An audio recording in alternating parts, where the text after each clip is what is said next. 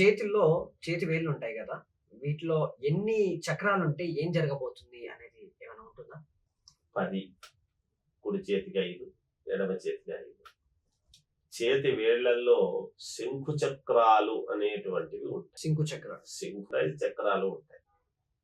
వీటిల్లో చక్రాలు ఏముంటే ఏమిటి, కొన్ని శంకులు ఉంటే ఏమిటి అనేటువంటిది కూడా ఉంటుంది సహజంగా మామూలుగా. ఇది కూడా హస్త సాముద్రికములో భాగంగానే ఉంటాయి. ఇప్పుడు 9 శంకులు ఉండి ఒకే వేలికి ఒక చక్రము అనేటువంటిది ఉందనుకోండి,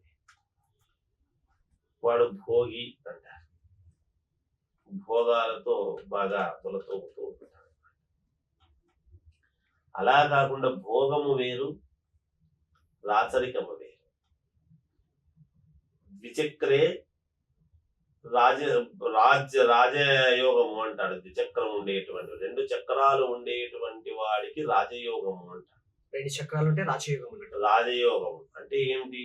ఒక మంచి పదవి వచ్చి వాడు రాజుగా కీర్తింపబడి అందరూ చుట్టూ కోలాహలంగా ఉండటం చేయటము ఇవన్నీ